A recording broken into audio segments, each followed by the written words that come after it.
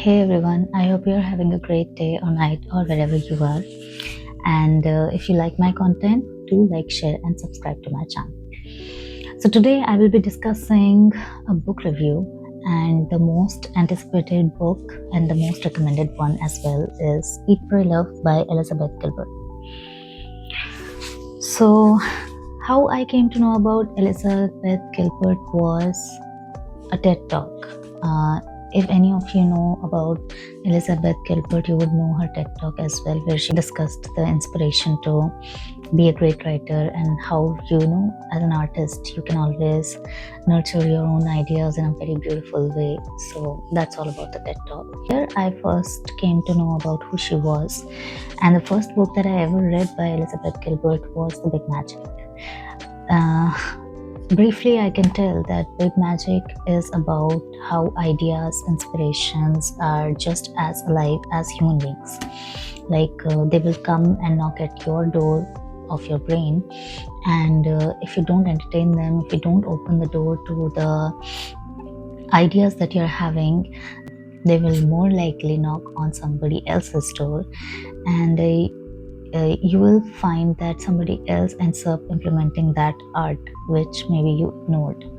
So she talks about inspiration and ideas in that way in The Big Magic, and how there's this one line in Big Magic that universe uh,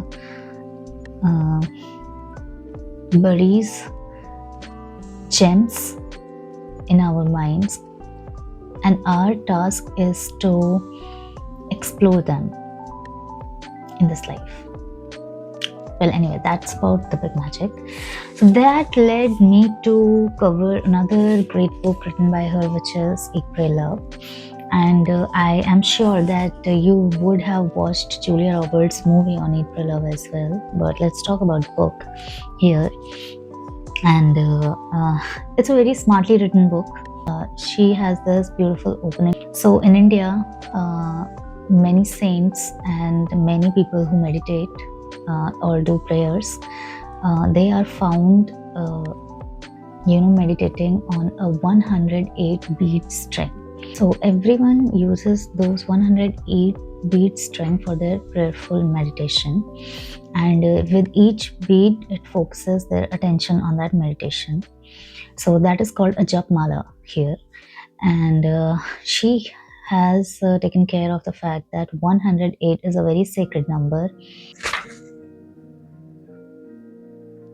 So she also mentions that 100, why she used the number 108, as she writes that amid the more esoteric circles of Eastern philosophers, the number 108 is held to be most auspicious, a perfect three-digit multiple of 3, and its components all add up to 9, which is 3 threes.